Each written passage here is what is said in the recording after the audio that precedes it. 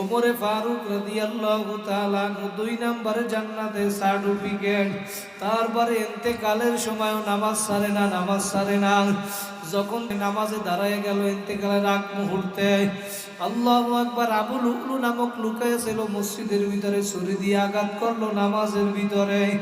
এবার ওমরে ফারুক রাদিয়াল্লাহু তাআলা ইমামতিতে আর দাঁড়াইয়া থাকতে পারে না, রক্তে ভাইসা যাইতেছে।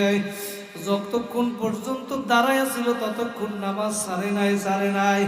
যখন আর দাঁড়াইয়া থাকতে পারে না, এবার ওমর তার পিছনে দাঁড়ানো ছিল কাতারে আব্দুর রহমান ইবনে আউফ, তাকে টান দিয়ে নামাজের মুসাল্লা ইমামতিতে দিয়ে ওমর এবার বইসে পড়ছে, আর দাঁড়াইয়া থাকতে পারে না।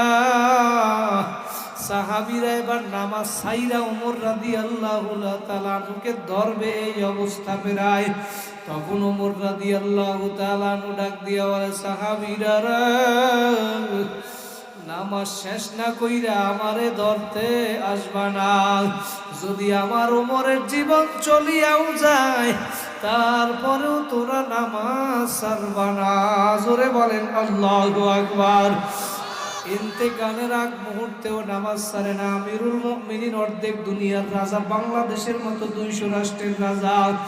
যখন তিনি আল্লাহু আকবার দুনিয়ার ভিতরে কান্না করতে করতে করতে গালের ভিতরে 2টা কালো দাগ পড়াইয়া ফেলছিল, সাথীরা জিজ্ঞাসা করছিল, আমিরুল মুমিনিন আপনি ওষুধ লাগান, আপনার দাগ ভালো হইয়া যাবে, ভালো দেখা যায় না।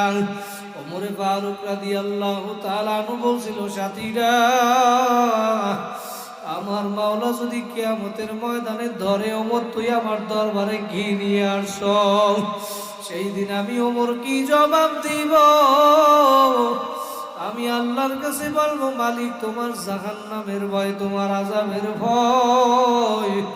কান্না করতে করতে গালের ভিতরে 2টা কালো দাগ পরাইয়া নিয়ে আসছি। ও আমার জামালপুরের বাইরে আমার মুরব্বী বাবারা,